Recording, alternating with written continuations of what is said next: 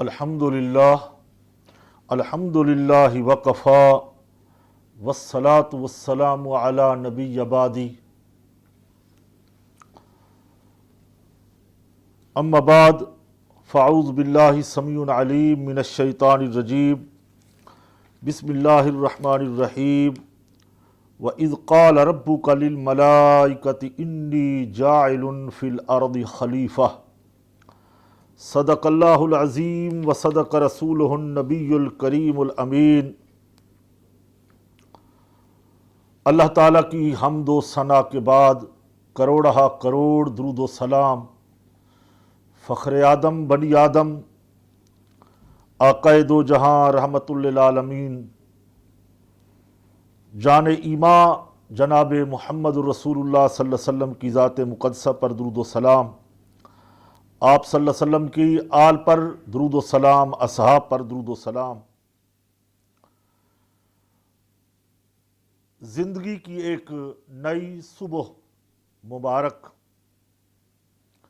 اس خوبصورت صبح کا آغاز اللہ پاک کے بابرکت نام سے جو بڑا مہربان اور نہایت رحم والا ہے۔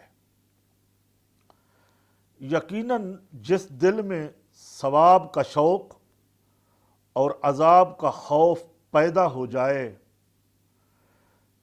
تو جنت اس کی تلاش میں لگ جاتی ہے۔ ناظرین محترم، ہمارا آج کا پروگرام جس کا نام سیرت الانبیاء سلام اللہ علیہ، آج ہم جس پیغمبر کا ذکر خیر کرنے جا رہے ہیں یقیناً آپ سماعت کریں گے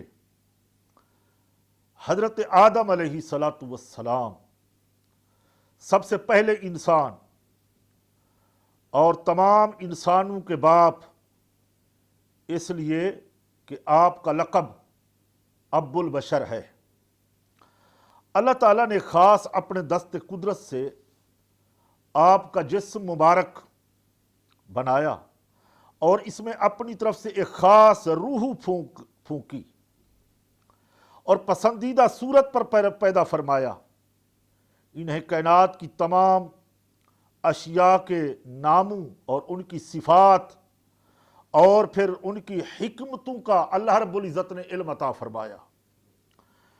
یقیناً فرشتوں نے ان کی علمی فضیلت کا اقرار کر کے انہیں سجدہ کیا اور پھر ابلیس نے سجدے سے انکار کیا، مردود ہوا۔ حضرت آدم علیہ السلام قرآن و احادیث میں کثیر فضائل سے مشرف ہیں۔ قرآن و حدیث میں آپ کا کثرت کے ساتھ تذکرہ موجود ہے، جس کی روشنی انشاءاللہ میں ہم آگے جا کے بات کریں گے اور آیت خداوندی سے تمام انبیاء کرام کی زندگی سے ہم سیکھیں گے، ان کی سیرت طیبہ پہ علم عمل کی برکتیں حاصل کریں گے، اور دعا ہے کہ اللہ تعالی ہمیں علم عمل کی برکتیں عطا فرمائے۔ چنانچہ حضرت آدم علیہ السلام کی تخلیق سے پہلے اللہ رب العزت نے فرشتوں سے اپنے انداز میں کلام فرمایا، یعنی مشورہ کیا۔ اسی طرح قرآن پاک کے اندر کئی ایسے مقامات آتے ہیں جس پر اللہ رب العزت نے حضرت آدم علیہ السلام کا ایک تفصیل کے ساتھ ذکر فرمایا۔ تقریباً قرآن کی وہ دوستو 7 صورتیں ہیں، آیات مقدسہ ہیں۔ 7 صورتوں کے اندر اللہ رب العزت نے حضرت آدم علیہ نبینا کا ذکر خیر فرمایا۔ مثلا سورہ بقرہ آیت نمبر 30 سے 39، سورہ اعراف میں آیت نمبر 11 سے 25، اور سورہ حجر کے اندر آیت نمبر 26 سے 44، سورہ بنی اسرائیل آیت نمبر 61 سے 65، سورہ کہف کے اندر اللہ رب العزت نے ایک آیت نمبر 50 میں ذکر خیر فرمایا، اور پھر سورہ طٰہٰ آیت نمبر 115 سے لے کر 127 تک، سورہ صاد آیت نمبر 71 سے لے کے 85 تک اللہ رب العزت نے اپنے اس پیارے پیغمبر کا ذکر خیر فرمایا۔ ناظرین محترم، ہم ذکر کر رہے ہیں حضرت آدم علیہ السلام کا۔ بڑا خوبصورت واقعہ، بڑی خوبصورت گفتگو، بڑا دلچسپ منظر، بڑے پیارے انداز میں اللہ رب العزت نے اس پہلے انسان کی تخلیق کا ذکر فرمایا اور مشورے سے فرمایا۔ تو ارشاد ہوتا ہے وَإِذْ قَالَ رَبُّكَ لِلْمَلَائِكَةِ إِنِّي جَاعِلٌ فِي الْأَرْضِ خلیفہ۔ اور یاد کرو جب تمہارے رب نے فرشتوں سے فرمایا کہ میں زمین پر اپنا خلیفہ نائب بنانے والا ہوں۔ ناظرین محترم، آخر کیا وجہ ہے کہ رب تعالیٰ رب ہو کر، خالق کائنات ہو کر، وہ بے نیاز، بے مثل، حی و قیوم، ازلی ابدی مولا ہو کر فرشتوں سے مشورہ کر رہا ہے؟ سنیے، بڑا دلچسپ واقعہ ہے، قرآن پاک اس کی منظر کشی فرماتا ہے۔ آج فرشتوں نے بارگاہ الہی میں عرض کیا، بڑے ادب سے عرض کیا، عرض کرتے ہیں مولا اتجعل فیہا من یفسد فیہا ویسفک الدماء ونحن نسبح بحمدک ونقدس لک۔ اللہ اکبر۔ مولا، کیا تو زمین میں اسے نئے بنائے گا جو اس زمین پر فساد پھیلائے اور خون بہائے گا، حالانکہ ہم تیری حمد کرتے ہوئے تیری تسبیح کرتے ہیں اور تیری پاکی بیان کرتے ہیں۔ فرشتوں کو جواب پھر خلاق کائنات دیتا ہے۔ ایسا تفصیل کے ساتھ ذکر کسی پیغمبر کا اس انداز میں کہیں نہیں ملتا جیسے آدم علیہ السلام کا ہے۔ چنانچہ پھر اللہ رب العزت فرشتوں کو فرماتا ہے کہ قال انی اعلم ما لا تعلمون، بے شک وہ میں جانتا ہوں جو تم نہیں جانتے۔ یعنی میں جانتا ہوں کہ میں کیوں خلیفہ بنانے جا رہا ہوں، کیوں اپنا نائب بنانے جا رہا ہوں، تم نہیں جانتے۔ یہاں اس واقعہ کے متعلق 6 اہم باتیں ہیں جو ہم ناظرین کو بتانا چاہتے ہیں۔ سماعت کریں گے تو انشاءاللہ بہت فائدہ ہوگا۔ خلیفہ اسے کہتے ہیں، پہلی بات یہ ہے جو احکامات جاری کرے اور اس کے پاس اختیارات ہوں، اختیارات میں وہ اصل کا نائب ہو، یعنی اصل اور وہ اس کا نائب ہو، اسے خلیفہ کہتے ہیں۔ اگرچہ دیگر انبیاء کرام علیہ السلام بھی اللہ تعالیٰ کے خلیفہ ہیں، جیسا حضرت داؤد علیہ السلام کے بارے میں اللہ رب العزت ارشاد فرماتے ہیں یا داؤد انا جعلناک خلیفۃ فی الارض۔ سبحان اللہ۔ اے داؤد، بے شک ہم نے تجھے زمین پر اپنا نائب بنایا۔ لیکن یہاں سورہ بقرہ کے اندر آیت نمبر 30 میں اللہ رب العزت نے حضرت آدم علیہ السلام سے فرمایا، اور یہاں یہ بھی مراد ہو سکتا ہے کہ خلیفہ آدم علیہ السلام ہوں، یا پھر یہاں حضرت آدم علیہ السلام اور ان کی ساری اولاد، اور یا داؤد آدم علیہ السلام، دونوں بھی ہو سکتے ہیں۔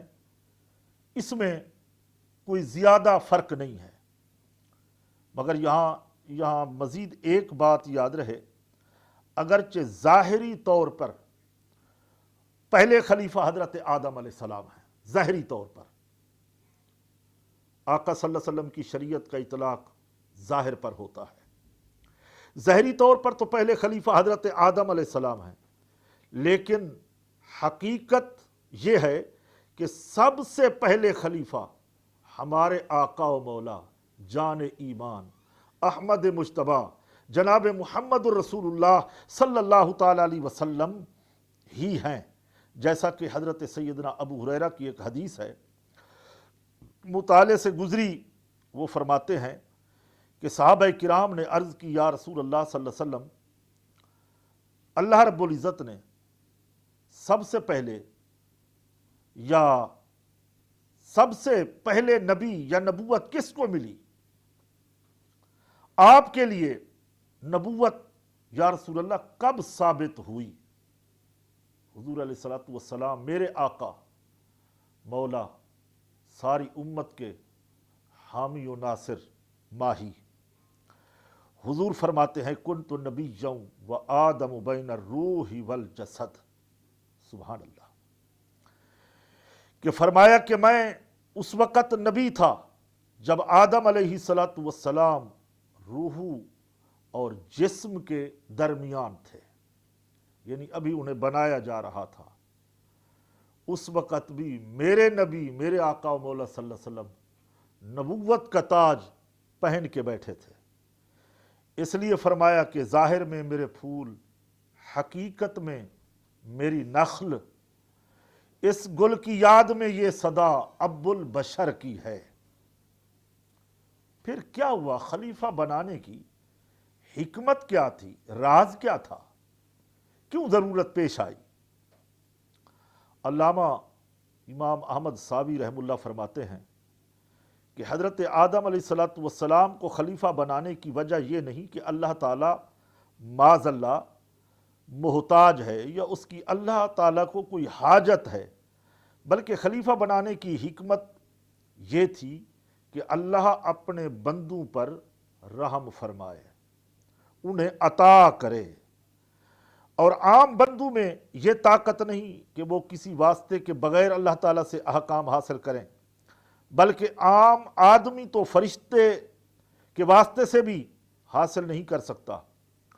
اس لیے ناظرین کرام ضرورت تھی کہ اپنا نائب، خلیفہ بمانی نائب ہوتا ہے، اپنے اور انسانوں کے درمیان ایک خلیفہ بنایا جائے جس کا نام نبی ہوا کرتا ہے، جس کا نام رسول ہوتا ہے، بناتا اللہ ہے۔ کوئی خود دعویٰ کرے، مصنوعی دعویٰ کر دے تو وہ نبی نہیں ہوتا، وہ رسول نہیں ہوتا، اللہ کے بنانے سے وہ نبی ہوگا، اللہ کے فرمانے پہ وہ نبی ہوگا، تو یقیناً اللہ تعالیٰ پھر اسے رسول نبی کو ایسی صلاحیت عطا فرماتا ہے، وہ فرشتوں سے بھی افضل انبیاء کرام، یا براہ راست اللہ تعالیٰ سے وہ احکام لیتے ہیں یا فرشتوں کے توسل سے احکام پہنچتے ہیں، لہذا انسانوں میں سے ہی رسولوں اور نبیوں کو اللہ نے خلیفہ بنا کر بھیجا، نہ فرشتوں سے خلیفہ بنایا، نہ جنوں سے بنایا، سبحان اللہ، انسانوں سے بنایا، خلیفہ انسانوں سے۔ آئیے فرشتوں کا تعارف ہو رہا ہے کہ کیا ہے یہ تعارف؟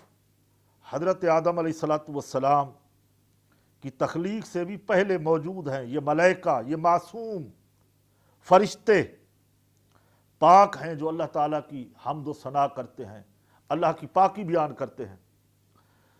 تو وہ فرماتے ہیں کہ پروردگار عالم، یہ فرشتے یقیناً معصوم عن الخطا ہوتے ہیں، جو شکل چاہیں اس میں علماء کرام فرماتے ہیں، حدیث میں آتا ہے وہ شکل اختیار کر سکتے ہیں، کبھی انسانی شکل میں، جیسے بخاری شریف میں آتا ہے کہ وہ فرشتے، کبھی بخاری شریف میں جیسا آیا ناظرین کرام کہ فرشتے انسانوں شکل میں بھی آئے، اور حضرت جبریل امین کا تو یہاں تک پڑھا ہے کہ وہ حضرت دہیہ کلبی کی شکل میں آیا کرتے تھے، صحابی رسول ہیں، بہت بڑا مقام ہے دہیہ کلبی، بہت بڑا نام ہے، بہت بڑے عاشقوں میں ان کا نام آتا ہے، ان کی شکل میں حضرت جبریل آیا کرتے تھے۔ تو حضرت دہیہ کلبی بڑے خوبصورت تھے، بڑے خوبرو تھے، سبحان اللہ۔ تو فرشتوں کے پاس یہ طاقت ہوتی ہے، وہ جیسا چاہیں، جس شکل میں آنا چاہیں، مگر وہ معصوم ہوتے ہیں، چھوٹے بڑے گناہوں سے پاک ہوتے ہیں، کبھی وہ غلطی نہیں کرتے۔ ناظرین کرام، یقیناً اللہ تعالیٰ ظاہر و باطن کو جانتا ہے، پھر وہ فرشتوں سے مشورہ کرتا ہے۔ تو اب ہم انشاءاللہ جائیں گے ایک بریک کی طرف. آپ کہیں مت جائیے گا.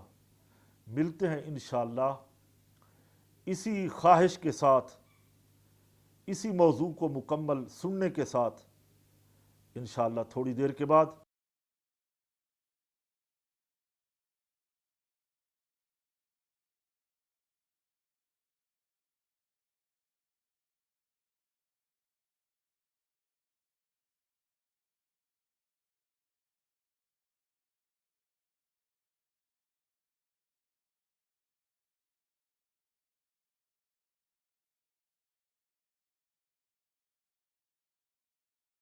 ایک بار پھر آپ کو پروگرام میں خوش آمدید کہتے ہیں. بات ہو رہی تھی حضرت آدم علیہ السلام کی، ملائکہ کی، فرشتوں کی، جو اللہ کے مقرب فرشتے ہیں، جن کا ذکر میرا رب انہیں ملائکہ کہتا ہے. آخر اس میں کیا راز ہے، کیا حکمت ہے کہ فرشتوں سے مشورے کے انداز میں کلام کرنے کا سبب کیا ہے؟ میرے رب نے کیوں مشورہ کیا؟ علم الہی، ہمارا یہ ایمان ہے ناظرین کرام، علم الہی کامل، ذاتی، لامتناہی، ازلی، ابدی اللہ تعالی کا ہے. وہ بے نیاز ہے، اسے ہر چیز کا علم ہے، وہ ہر حاجت سے پاک ہے، کسی کا محتاج نہیں. سبحان اللہ. اس کے باوجود وہ ان معصوم فرشتوں سے مشورہ کرتا ہے. خلیفہ بنانے کی خبر ظاہری طور پر مشورے میں رکھی گئی، اور مشورے کے انداز میں اس میں ایک بہت بڑی عظمت ہوتی ہے.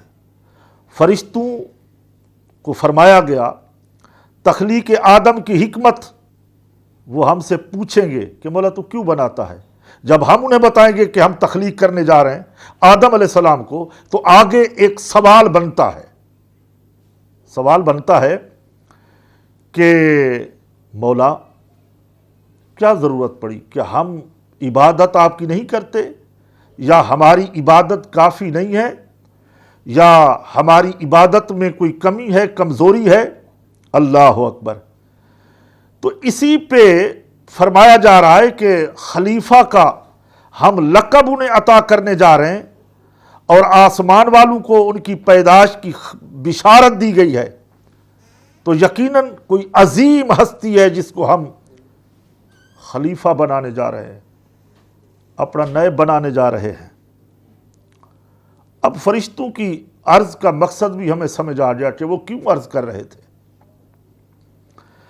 فرشتوں نے انسان کے بارے میں جو کلام کیا، علماء کرام فرماتے ہیں انہوں نے کوئی سن رکھا تھا کہ وہ فساد کریں گے، وہ خون ریزیاں کریں گے، اور اس کلام کا مقصد یہ تھا کہ تخلیق یا اس کا ارادہ اعتراض کرنا ہرگز مقصود نہ تھا.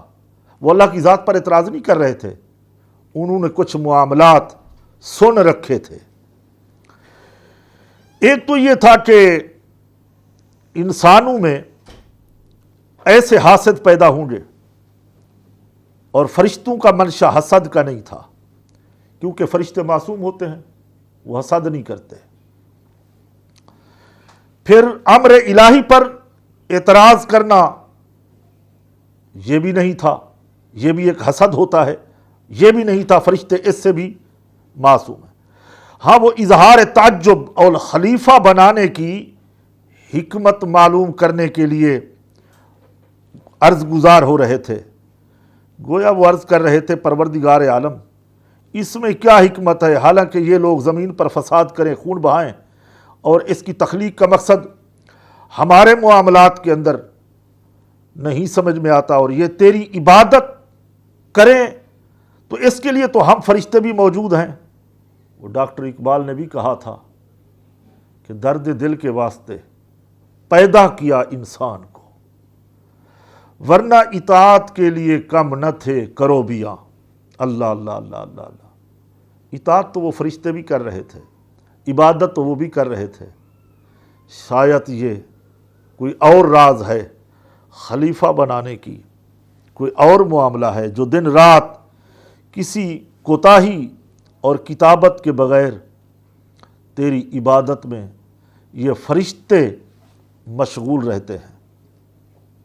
ناظرین کرام، بڑا خوبصورت حضرت آدم علیہ نبینا کا ذکر خیر کسی اور پیغمبر کا ہمارے آقا و مولا صلی اللہ علیہ وسلم کے علاوہ اس ترتیب کے ساتھ نہیں بنایا گیا، نہیں بتایا گیا کہ ہم نے کیوں تخلیق فرمائی، وجہ کیا تھی، راز کیا تھا۔ جب ہم قرآن پاک کا مطالعہ کرتے ہیں، حدیث پیغمبر صلی اللہ تعالیٰ علیہ وسلم کو دیکھتے ہیں تو معلوم ہوتا ہے بڑے راز کی باتیں ہیں، بڑی حکمت کی باتیں ہیں۔ تو پھر فرشتوں نے انسانوں کی طرف سے، فرشتوں کی وہ خون ریزی کی جو نسبت انہوں نے کی تھی کہ وہ خون ریزی کریں گے، فساد کریں گے، اس میں راز کیا ہے، اس میں حکمت کیا ہے؟ تو وہ فرماتے ہیں کہ بات یہ تھی کہ وہ معلوم کرنا چاہتے ہیں کہ جو ہم نے سن رکھا ہے کہ وہ فساد کریں گے، خون ریزی کریں گے، کیا یہ کہاں تک درست ہے؟ اور یہ علم فرشتوں کو یا تو کوئی صلاحیت سے ملا یا الہام سے یا لوح محفوظ پر جو لکھا ہوتا ہے وہاں سے وہ پڑھتے ہیں، تو پھر یا ان پر جنات جو باخبر کرتے ہیں وہ قیاس کرتے ہیں فرشتے، یقیناً قیاس ہی ہوتا ہے۔ یہ بھی ایک بات ہے کہ انہوں نے قیاس کیا ہو کہ یہ فساد کرتے ہیں۔ ناظرین کرام، یقیناً ہم جس معاملات کو سمجھا رہے ہیں حضرت آدم علیہ نبینا کی باتوں کو، تو اس کے اندر یہاں 2-3 باتیں قابل ذکر ہیں، قابل تعریف ہیں، وہ ہم نظر کرنا چاہتے ہیں۔ سماعت کریں گے تو انشاءاللہ فائدہ ہوگا۔ قرآن کریم میں نیب کے لیے جو استعمال کیے گئے الفاظ ہیں، اللہ رب العزت نے ان کو اس انداز میں فرمایا کہ ایک تو نیب کے معنی قرآن پاک نے 4 الفاظوں میں بیان کیے ہیں، 4 الفاظوں میں۔ پہلی بات خلیفہ، خلیفہ کے معنی ہے نیب۔ دوسرا یہ ہے کہ آدم کے معنی گندمی رنگ والا، اور تیسرا جو ظاہری معنی ہیں وہ ہیں وضع، قطع، کھال، سات کے اعتبار سے وہ بشر ہے۔ اسی طریقے سے بشر بھی ان کا لقب ابو البشر، اور حقیقت اور ماہیت کے اعتبار سے چوتھا جو نام ہے وہ انسان ہے۔ یعنی خلیفہ، آدم، بشر اور انسان۔ اسی طرح ایک اور فائدہ اسی آیت سے ہوا ہے، اللہ نے جو فرشتوں سے مشورہ کیا۔ ناظرین کرام محترم، کبھی کبھار اپنے ماتحت رہنے والے لوگوں سے بھی مشورہ کیا جا سکتا ہے۔ وہاں یہ نہیں دیکھا جاتا یہ چھوٹے ہیں، یہ اولاد ہے، یہ چھوٹے بھائی ہیں، یہ نادان ہیں، میں ان سے مشورہ کیوں کروں، میرا مقام، میری شان تو وراء الورا ہے۔ وہ حضرات اس آیت سے سبق حاصل کریں اور سیکھیں۔ میرے رب نے ملائکہ سے، فرشتوں سے مشورہ کیا، مشورے کے فائدے ہوتے ہیں۔ تخلیق آدم سے پہلے اللہ نے، ابھی آدم کی تخلیق نہیں ہوئی، اس سے پہلے اس انداز میں کلام فرمایا، اور ہمارے لیے تعلیم بن گئی، حجت بن گئی کہ مشورہ کیا، اور اہم کام شروع کرنے سے پہلے اگر مشورہ کر لیا جائے تو اس میں کوئی قباحت نہیں ہے، اس میں کوئی برائی نہیں ہے۔ مشورہ کر لیا جائے، مشورہ تو مشورہ ہوتا ہے۔ ہاں، اس میں فائدہ یہ ہوگا کہ کوئی اچھی رائے دے گا تو یہ کام مزید بہتر ہو جائے گا کہ یہ اچھی رائے ہے اور اچھا کام ہے، مشورہ آیا ہے۔ اگر اچھی رائے نہیں بھی آتی تو پھر یہ ہوگا کہ جو ماتحت جو چھوٹے لوگ ہمارے ساتھ رہتے ہیں، اٹھتے بیٹھتے ہیں، ہم وقت ہمارے ساتھ ہوتے ہیں، یقیناً جو ماتحت ہوتے ہیں ان کے ذہن کے اندر جو موجودہ خلش ہوگی اس کا ازالہ ہو جائے گا۔ وہ پھر کبھی یہ نہیں کہیں گے کہ ہم سے مشورہ نہیں کیا، ہمیں بتایا نہیں، ہمیں پتہ ہی نہیں تھا کہ خلیفہ کیوں بنایا گیا۔ سبحان اللہ، خالق ہو کر، رب السماوات رب الارض ہو کر، ما کان و ما یکون کی شان والا مولا ہو کر، قربان جائیے اپنے ملائکہ سے مشورہ کر رہا ہے، فرشتوں سے مشورہ ہو رہا ہے کہ میں خلیفہ بنانے جا رہا ہوں، تمہاری رائے کیا ہے؟ پھر آخر میں یہ بھی فرمایا انی اعلم ما لا تعلمون، جو میں جانتا ہوں تم نہیں جانتے۔ سب نے عاجزی انکساری کے ساتھ کہا کہ تو ہمارا خالق ہے، تو ہمارا مالک ہے، ہم تیری تسبیح بیان کرتے ہیں، تیری پوجا کرتے ہیں، تیری عبادت کرتے ہیں، تو ہمارا معبود برحق ہے، ہمارا خدا ہے، تو نحن اقرب الیہ من حبل الورید ہے۔ سبحان اللہ۔ اب ہم بات کرنے جا رہے ہیں کہ حضرت آدم علیہ السلام کی تخلیق کیسے ہوئی، کن کن مراحل سے گزارا گیا۔ چند احوال ہم انشاءاللہ تفصیل کے ساتھ، سیاق و سباق کے ساتھ بیان کریں گے، تو یقیناً ناظرین کرام آپ کو، آپ کی آنے والی نسلوں کو، اولادوں کو فائدہ ہوگا، اور یقیناً قرآن کو سمجھنے میں، ترجمہ تفسیر سننے میں آسانی ہوگی۔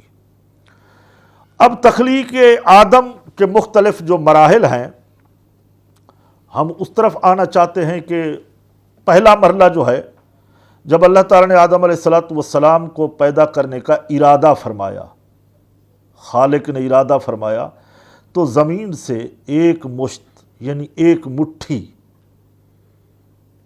اپنی شیان شان کے مطابق، جیسے اللہ کی شان ہے میرا خدا ہاتھوں سے پاک ہے، مگر اس کی شان ہے ایک مٹھی مٹی کی لی، اور پھر مختلف پانیوں سے اس مٹی کو گوندھا۔ سبحان اللہ، یہاں تک کہ وہ مٹی گارا بن گئی، وہ چپکنے لگی، کیچڑ بن گئی، پھر وہ گارا سیاہ ہو گیا، پھر اس میں ایک بو پیدا ہوئی۔ بڑا ادب کا مرحلہ ہے، پیغمبر کی بات کر رہے ہیں، حضرت آدم علیہ نبینا کی تخلیق کی بات ہو رہی ہے، قدرت کے ہاتھوں سے مٹی لی، سبحان اللہ، قدرت کے ہاتھوں نے، پھر اس مٹی میں مختلف پانی ڈالے، پھر گارا بنایا، سبحان اللہ، پھر وہ مٹی میں بو پیدا ہوئی۔ یہ مراحل سے گزر رہے ہیں۔ جب وہ بو پیدا ہو گئی تو اس وقت اس میں یہ تمام چیزیں گزرتی گئی، پھر اس سیاہ رنگ اور بو والی مٹی سے اللہ تعالیٰ نے حضرت انسان کی صورت بنائی، سبحان اللہ۔ جب وہ سوکھ کر خشک ہو گئی تو جس وقت ہوا اس میں چلی یا گزرتی ہوا تو وہ جسم بجتا، اس میں ایک آواز پیدا ہوتی تھی۔ تخلیق آدم کے یہ مراحل قرآن کریم نے مختلف انداز میں فرمائے ہیں، شاہد ہے قرآن پاک۔ اللہ رب العزت قرآن پاک کے اندر فرماتا ہے ان مثل عیسیٰ عند اللہ کمثل آدم خلقہ من تراب ثم قال له کن فیکون۔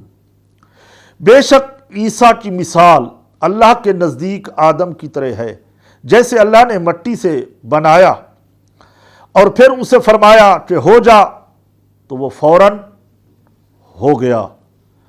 دوسرے مقام پر میرا رب پھر قرآن پاک میں ارشاد فرماتا ہے، قرآن کو سمجھے، ہم قرآن کو پڑھیں، جیسے حضرت علی کرم اللہ وجہ الکریم کا ارشاد ہے کہ ہم اپنی ہر چیز خشک و تر کا ذکر قرآن سے ڈھونڈ سکتے ہیں۔ قرآن ایک سمندر ہے، اس میں غوطہ چاہیے۔ اور پھر فرماتا ہے وَلَقَدْ خَلَقْنَا الْإِنسَانَ مِنْ سُلَالَةٍ مِنْ طِينٍ، بے شک ہم نے انسان کو ایک چکنی مٹی سے پیدا فرمایا۔ ناظرین محترم، موضوع بڑا شاندار چل رہا ہے۔ یقیناً ایمان کی بہاریں آ رہی ہیں دل کے اندر، نور پیدا ہو رہا ہے. دل نہیں چاہتا، مگر ضروری ہے کہ یہاں پر ہم لیں گے ایک بریک، اور انشاءاللہ آپ کہیں نہیں جائیے گا، ملتے ہیں انشاءاللہ ایک بریک کے بعد.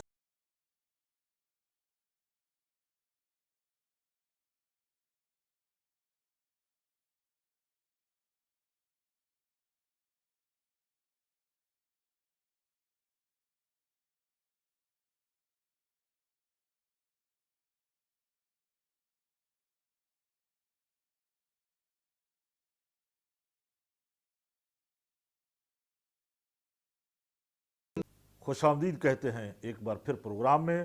پروگرام ہمارا چل رہا ہے سیرت الانبیاء علیہ السلام. ناظرین کرام، میرے محترم بزرگوں، بچوں، بھائیوں، بیٹیوں، یقیناً یہ پروگرام جو آپ سماعت کر رہے ہیں، سن رہے ہیں، دیکھ رہے ہیں، ہم بات کر رہے تھے حضرت آدم علیہ السلام کی تخلیق کے اوپر گفتگو ہو رہی ہے.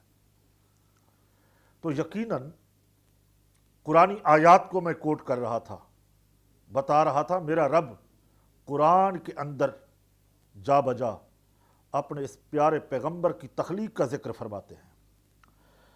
ایک تیسرے مقام پہ اللہ رب العزت فرماتے ہیں الذی احسن کل شیء خلقناہ اذا اخلق الانسان من طین. وہ خدا جس نے جو چیز بنائی خوب بنائی، سبحان اللہ، اس میں کوئی کمی نہیں ہے. ہمارا خدا ہر عیب سے پاک ہے، کوئی کمی نہیں رکھی. جس چیز کو اللہ نے بنایا خوب بنایا، اور پھر انسان کی پیدائش کی ابتدا اتنی خوبصورتی سے فرمائی کہ اس کی مثال دنیا میں نہیں ملتی.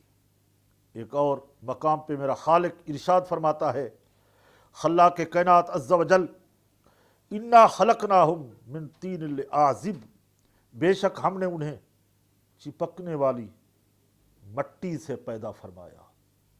تخلیق آدم کی بات ہو رہی ہے قرآنی آیات کی روح سے.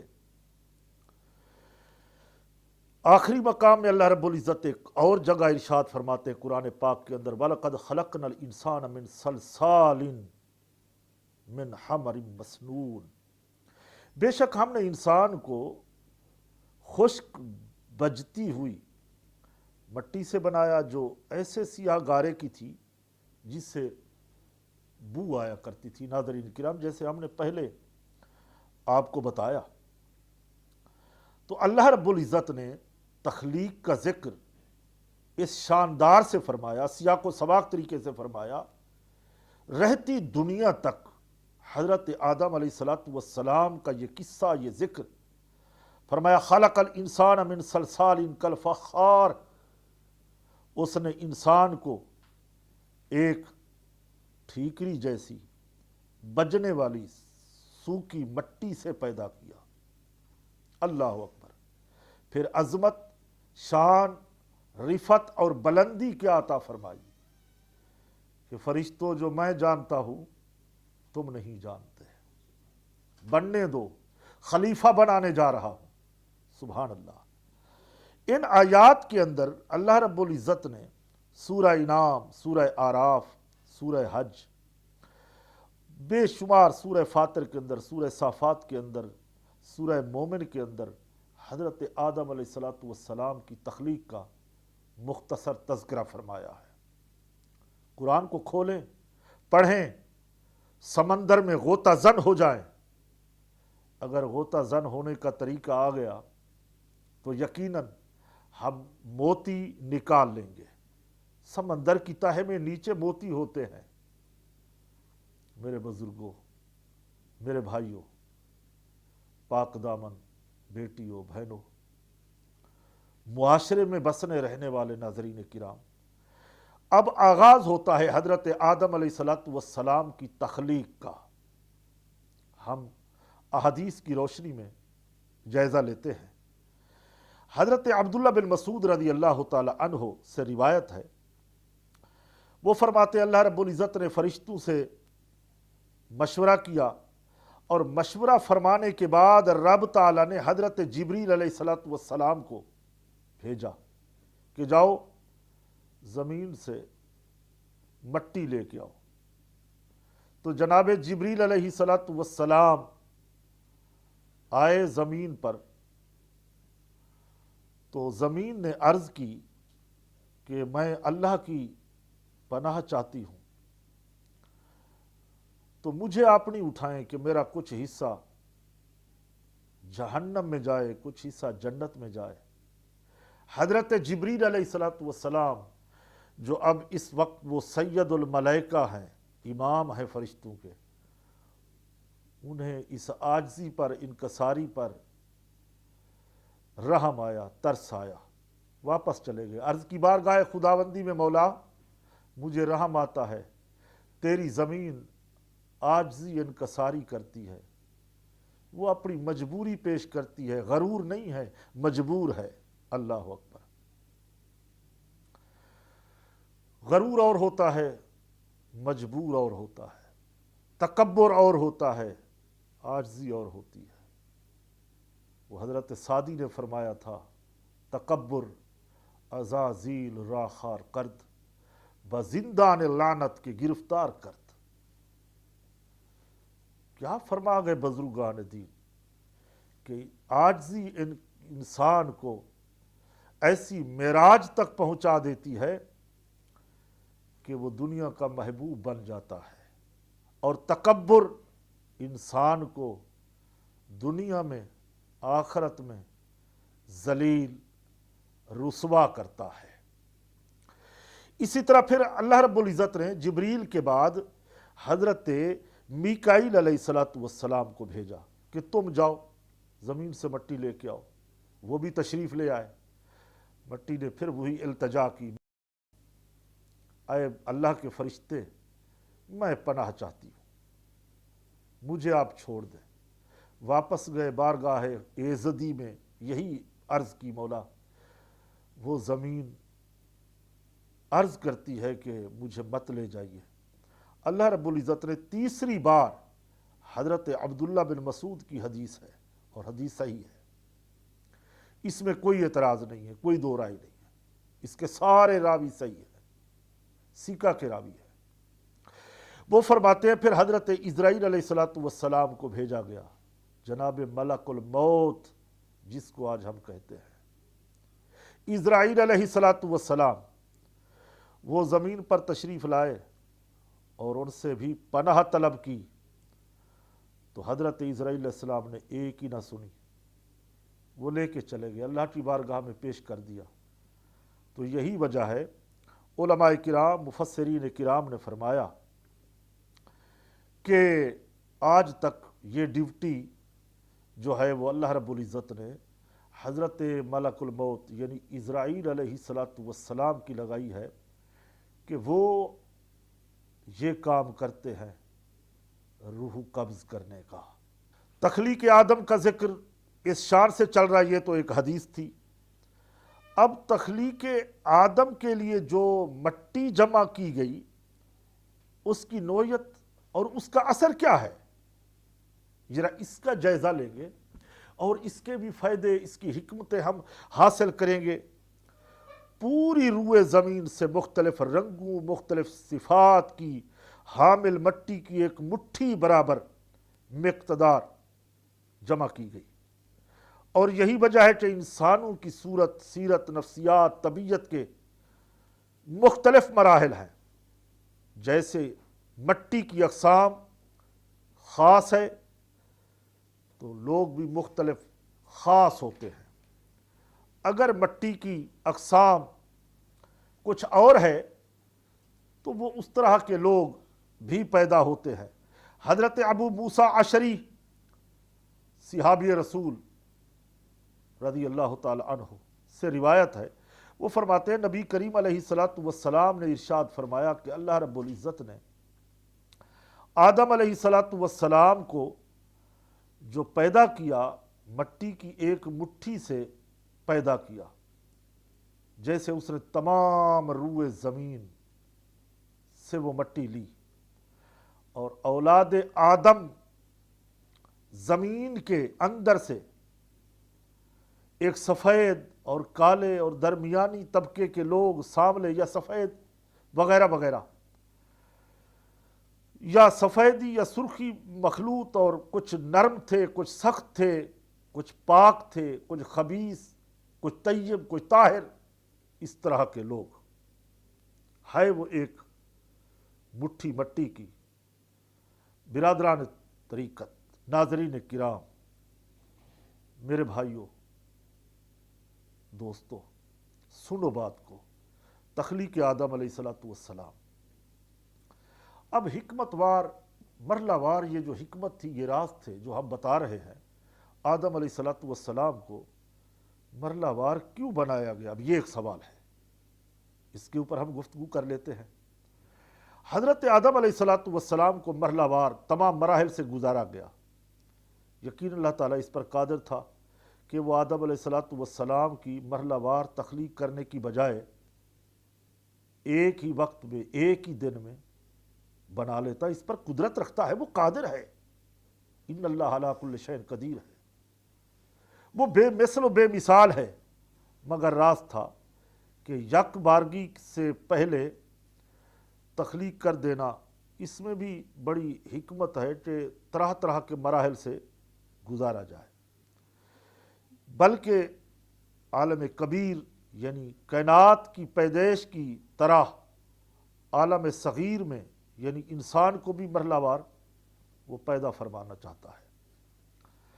ہمارے لیے تعلیم ہے، تعلیم یہ ہے کہ ہم بھی اپنا کوئی کام کریں تو وہ مرحلہ وار کریں، ترتیب وار کریں، جلد بازی نہ کریں، عجلت نہ کریں۔ تعلیم یہ بھی ہے کہ مرحلہ وار جب کریں گے اس میں بہت سارے فائدے حاصل ہوں گے۔ اگر جلد بازی کریں گے کام تو ہو جائے گا، مگر وہ کام میں حسن نہیں پیدا ہوگا، وہ خوبصورتی نہیں آئے گی، وہ مزہ نہیں آئے گا۔ میرا رب چاہتا تو کن ہو جا فیکون، وہ چیز وجود میں آ جاتی ہے، مگر مرحلے کے مطابق بنایا، مشورے سے آغاز کیا، پھر ان سے پوچھا، پھر تمام مراحل سے گزارا، پھر مٹی اٹھانے کے لیے ملائکہ کو بھیجا، پھر ان کی عظمت، رفعت، بلندی، شان بیان فرمائی۔